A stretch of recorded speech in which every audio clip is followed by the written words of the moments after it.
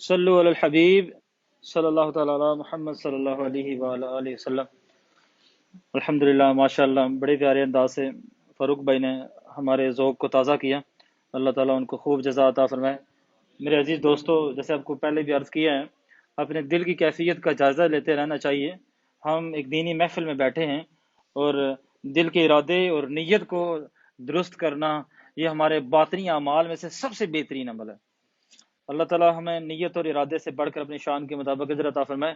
حسب سابق، جیسے آپ سے وعدہ بھی کیا تھا کہ جیسے جہنم کا تذکرہ آپ کو سنایا تھا سورہ بقرہ کی صورت میں، سورہ بقرہ میں آیت نمبر 24 میں جہنم کے بارے میں بیان تھا، تو آج آیت نمبر 25 کو ہم اس مختصر وقت میں سیکھنے کی کوشش کرتے ہیں کہ سورہ بقرہ آیت نمبر 25 میں اللہ تعالیٰ کی ذات ہمیں کیا درس دیتی ہے۔ جہنمیوں کا ذکر سن کے، جہنم کا ذکر سن کے یہ نہ کہیں مولوی صاحب ڈراتے ہیں، ذرا جنتیوں کا تذکرہ سن کے اپنے آپ کو چارج بھی کر لیں، امید بڑھا لیں، اور امید رب تعالیٰ پہ ہے۔ رب نے جنت دینی ہے، رب جہاں چاہے گا اپنی حکمت کے مطابق ہمیں وہاں ڈال دے گا، بھلے وہ جہنم میں ڈالے بھلے وہ جنت میں ڈالے، لیکن جہنم نے اپنے اعمال کی وجہ سے جانا ہے، اور جنت میں اعمال بھی ہوں گے، ساتھ اللہ کی رحمت بھی ہوگی۔ اور جس جنت میں ہم نے جانا ہے اس کی بارے میں اللہ فرماتا ہے وَبَشِّرِ الَّذِينَ آمَنُوا وَعَمِلُوا الصَّالِحَاتِ، خوشخبری دے دو، گڈ نیوز دے دو، بریکنگ نیوز دے دو۔ کن کو؟ آمنو، جو ایمان لائے۔ ایمان والے کون ہیں بھائی؟ ایمان سے مراد ہے دل سے تصدیق اور زبان سے اقرار۔ اور سورہ آپ نے بچپن میں ایمان مفسر اور ایمان مجمل کی صورت میں سنا ہوا ہے، وہی ایمان مفسر اور ایمان مجمل کی صورت میں وہی ایمان ہے، اس پہ ایمان پختہ ہے۔ پتہ بھی ہے آمنت باللہ و ملائکتہ و کتبہ و رسلہ، اس کا کیا مطلب ہے؟ کبھی معلوم کیا ہے؟ ترجمے سے پڑھ لینا چاہیے، سمجھ لینا چاہیے۔ کبھی یہ بھی پڑھا ہے آمنت باللہ کما ہوا باسمائہ وقبلت جمیع باحکامہ اقرار باللسان و تصدیق بالقلب، کبھی معلوم بھی کیا اس کا مطلب کیا ہے؟ تو یہ سارا ایمان ہے۔ اگر اس پہ ایمان پختہ ہے تو اگلا کیا اللہ نے فرمایا وعمل الصالحات، کن کے لیے خوشخبری ہے؟ جو ایمان لائے اور نیک اعمال کیے۔ یہ نہیں کہا ایمان لائے یا نیک اعمال کیے، یا نہیں کہا بھئی چوائس آپ کے پاس، یا تو ایمان لے کے آ جاؤ یا نیک اعمال کرو، نہیں، ساتھ جڑا ہوا ہے، ایمان بھی ہے ساتھ اعمال بھی ہیں۔ کیوں اللہ نے ساتھ رکھا ہے؟ اس لیے ایمان تو ہم سب میں سے اکثر کے پاس ہوتا ہی ہے، کہتے ہیں ٹھیک ہے بچپن میں مولوی صاحب نے ایمان مفسر اور مجمل کی صورت میں ہمیں پڑھا دیا تھا، وہ ایمان تو ہے ہی ہے، اعمال سے حالات پتلے ہوتے ہیں، عملوں ماڑے ہیں، اور اس پہ دلیلیں بھی ہوتی ہیں۔ عمل نہیں کرنا، اللہ اپنی رحمت نال سانو بخش دے گا۔ اللہ تعالیٰ کی رحمت اللہ تعالیٰ کی حکمت کے مطابق ملے گی، ہماری چوائس نہیں، اللہ کی رحمت یہ رب کی چوائس ہے، اور رب کی چوائس کو آپ اپنی چوائس بنا کے آپ اعمال صالحہ سے دستبردار ہو جائیں گے تو آپ امید کیسے رکھ سکتے ہیں اللہ تعالیٰ سے اللہ تعالیٰ کو بخش دے گا؟ یہ بہت بڑا دغا ہے، بہت بڑی جاتی ہے اپنے آپ کے ساتھ۔ وَعَمِلُوا الصَّالِحَاتِ، بار بار اللہ نے یہ قرآن کریم میں فرمایا ہے۔ کیوں؟ اللہ کو معلوم ہے یہ اعمال نہ کرنے کے بہانے گڑیں گے، اعمال نہ کرنے کے لیے ہیلے اور حجتیں کریں گے۔ میرے عزیز دوستو، ان کے لیے خوشخبری کیا ہے؟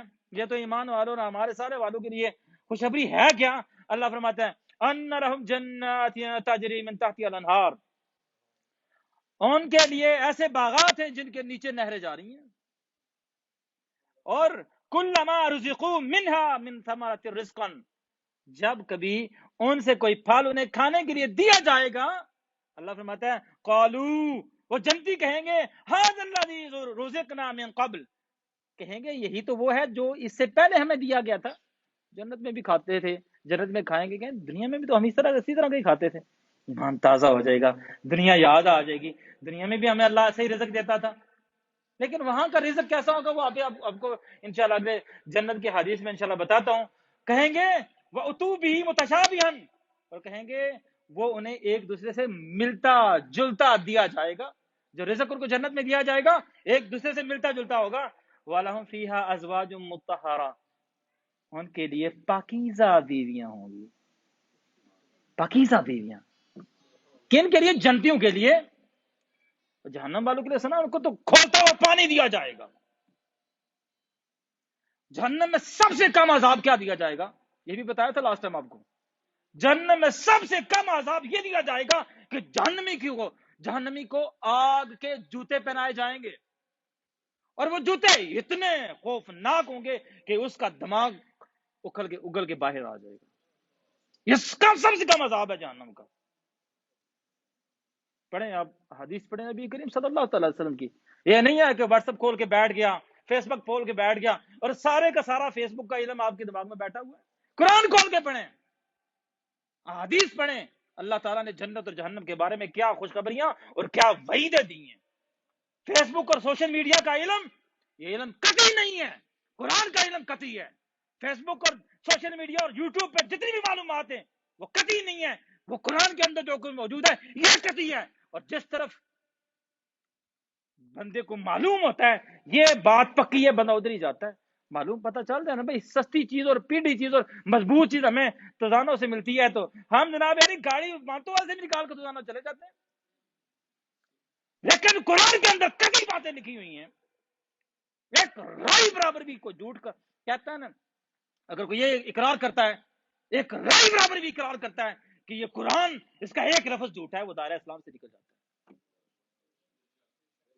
कुरान के एक लफ्ज के साथ भी आप फंदा नहीं डाल सकते, अपनी चॉइस को उसके सुपुर्द नहीं कर सकते कि अपनी चॉइस के मुताबिक कोई हुक्म ले लिया, अपनी चॉइस के मुताबिक कोई हुक्म दे छोड़ दिया ना। ये कतई इल्म है, और कतई इल्म की तरफ हमारा सीखने का बिहेवियर क्या है। इस कतई इल्म को, इस यकीनी इल्म को जो कुरान में अल्लाह ने हमें दिया है, कितना सीखा है हमने। कभी हमें सूरतुल फातिहा का तर्जुमा पढ़ने का भी मौका मिला है, कभी सूरह इखलास के बारे में भी सीखा है, इसमें क्या लिखा हुआ है। पूरी नमाज हम 5 मरतबा रिपीट करते हैं। अगर दिन में 40 रकअतें पढ़ते हैं तो 40 मरतबा सूरतुल फातिहा पढ़ते हैं। दिन के अंदर हम 40 रकअतें पढ़ें तो 40 मरतबा हम जनाब अली तशहुद पढ़ते हैं, दुरूद इब्राहिमी पढ़ते हैं, आखिरी 10 सूरतों में से कई सूरतों का तकरार करते हैं, और रोजाना हम दुआ कुनूत पढ़ते हैं। कभी देखा है दुआ कुनूत के अंदर लिखा हुआ क्या है, मालूम क्या है? ना कभी उसके तर्जमे की तरफ गौर किया, और ना ही कभी अपने तलफ़ुज़ को ठीक करने की कोशिश की। और मार्केट के अंदर, बाजारों के अंदर, अपने रिश्तेदारों के अंदर, दोस्तों के अंदर बहुत बड़ा तगड़ा मोमन बना हुआ फिरता है। मेरे जैसे तो मोमन ही कोई नहीं है, सारे काफिर हैं, फलां भी ठीक नहीं है, फलां भी ठीक नहीं है, वो चोर है, वो ठग है, वो फलाना है, वो टमकाना है। गौर किया कभी? मौका मिलता है नमाज पढ़ने का, कभी गौर किया कि कभी किसी मौलवी साहब को, इमाम साहब को अपनी नमाज ही सुना दूं? ख्याल ही नहीं आता। सारी जिंदगी वो जो टूटी फूटी मेरा नास है, मेरा जिन्ना दीवन नास है, वो जो पुराने उर्दू स्टाइल के साथ तलफ़ुज़ पड़ा हुआ है उसी तरह पढ़े जा रहे हैं। किसी को मोहल्ले की माई मासी ने उसको सिखाया तो वही पढ़े जा रहा है। उसको ख्याल ही नहीं आता कि मैंने अपना तलफ़ुज़ अब सीख लेना है। अब तो कोई मसला ही नहीं रहा, व्हाट्सएप पे कॉल करके आप मौलवी साहब को सबक सुना सकते हैं। कारी साहब मेहरबानी 5 मिनट मैंने दे दो, मेरे को मेरी नमाज सुन लो। कारी साहब मेहरबानी होगी, आप मुझे बीवी के हकूक बता दें, मेरी औलाद हो गई है, बच्चे पैदा हो गए, मुझे बताएं कि मैं बच्चों को शरीय तरीके के मुताबिक कैसे उनकी तरबियत करूं। से पूछते ही नहीं है कि हमने दुकान खोली है और इस दुकान के मुताबिक मुझे गाइड करें, शरीयत क्या ऑर्डर करती है कि मैं इस दुकान को कैसे चलाऊं। कभी पूछा ही नहीं है। बस जैसा लॉ बना हुआ है, कानून बना हुआ है, फ्रॉड है तो फ्रॉड भी चल रहा है जनाब यानी, मिलावट तो मिलावट भी चल रही है, दगाबाजी है तो दगाबाजी भी चल रही है। जैसे वो तो वाजिबी सा इल्म है, चलते जा रहे हैं चलते जा रहे हैं। और सारी जिंदगी एक दुकानदार है, अगर उसने शरीयत के मुताबिक, शरीय तकाजों के मुताबिक अगर उसने बिजनेस नहीं सीखा तो पता नहीं कितनी कितनी जगहों पे वो फ्रॉड चक्कर कर रहा होगा, और उसको पता भी नहीं होगा कि इस्लाम इस बारे में क्या कहता है, मालूम ही नहीं होगा। पास बैठते हैं उसके तो जनाब अरे और कुछ कहे या ना करे, सबसे पहले मौलवी को हिट करेगा, ये मौलवी का कसूर है। भाई रोटी तुझे मौलवी खिलाता है, तुझे मौलवी देता है, तुझे उस्ताद देता है दिहाड़ी, काम बनता था तू रोटी खुद खाता तो दीन भी सीख, किसी अच्छे उस्ताद को पकड़ ले। परवाह ही नहीं है। मेरे अजीज दोस्तों आज यहाँ पर आए हैं, यहाँ बैठ के आप यहाँ से नमाज पढ़ के, नाते सुन के, टूटा फूटा बयान सुन के, खाना खा के चले गए, اور اس گیٹ سے نکلنے کے بعد، جب گیٹ سے نکل گئے، گیٹ سے نکلنے کے بعد آپ کے دل میں ایک ذرہ برابر بھی یہ خیال نہیں آتا میں گھر جا کے دین سیکھوں گا. ضائع چلا گیا سارا کچھ آپ کا. کیا فائدہ؟ نہ دین کے لیے کوئی کام کیا، نہ دین کے لیے محنت کی، نہ دین سیکھا. سب سے زیادہ مظلوم ہمارے ملک کے اندر دین ہے. سب سے زیادہ مظلوم. بندہ بی اے کر لیتا ہے، ایف اے کر لیتا ہے، اس کو معلوم نہیں ہوتا بیوی کے حقوق کیا ہے، اس کو پتہ نہیں ہوتا نماز کے فرائض کیا ہیں، اس کو معلوم نہیں ہوتا کہ جناب علی زکوٰۃ کا فرض ہوتی ہے، اس کو پتہ نہیں ہوتا حج کا فرض ہوتا ہے. یہ پاس کر لیتا ہے، معلوم نہیں ہوتا. اس سے کوئی قاری صاحب اس سے نماز سن لے، غلطی ایسی کرے گا. مثلا تجربہ ہوتا رہتا ہے، ہم نماز سنتے ہیں تو جناب علی دروشی پڑھ رہے ہوتے ہیں، اللہم صلی علی محمد ولا محمد ولا وعلا لفظ ہے نا، ولا آل محمد، لام بول دیتے ہیں. مطلب کیا ہے؟ وہ جو سیکھا ہوتا ہے اللہم صلی علی محمد ولا محمد بولا ہوتا ہے، محمد پر محمد صلی اللہ علیہ وسلم پر تو درود ہو، ولا محمد ولا آل محمد، اور آل محمد پہ درود نہ ہو. کہتے ہیں جی ولی والدیہ، مجھے بھی بخش دے، میرے والدین کو بخش دے. کہیں پتہ کیا پڑھتے کہتے ہیں ولی والدیہ، کہ مجھے بھی بخش دے، میری اولاد کو بھی بخش دے. مطلب کیا بنتا ہے؟ مجھے بھی بخش دے اور میری اولاد کو بھی بخش دے. حالانکہ اللہ تعالیٰ کے حضرت خلیل کیا دعا مانگ رہے ہیں کہ رب اغفر لی ولی والدیہ، مجھے بخش دے اور میرے والدین کو بخش دے. ہمارا دین کا نالج اتنا کمزور ہوتا ہے جناب علی، ہم ساری زندگی پڑھتے رہتے ہیں اور پتہ بھی نہیں ہوتا. کتنے دوستوں کی کریکشن کرائی ہے کہ یہ لفظ والی والدی نہیں ہے، یہ والی والدی ہے، یہ والد ہے آپ کا، جننے والے والدین ہیں آپ کے. والی والدی پڑھ رہے ہوتے ہیں، کبھی خیال نہیں آتا. میرے عزیز دوستو، دوبارہ سے آپ کی فکر میں یہ بات ڈالنا چاہوں گا، اس گیٹ سے باہر نکلتے ہیں، گھر جا کے اپنے دینی سکروٹنی کیجئے، اپنا دینی محاسبہ کیجئے کہ ہم دین پہ کتنا عمل کر رہے ہیں.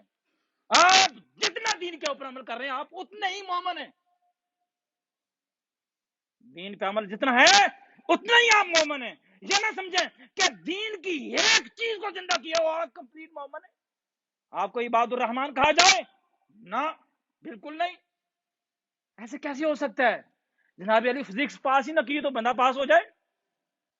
پورے میٹرک میں 9 سبجیکٹ پاس کریں گے تو آپ 11ویں میں لگیں گے.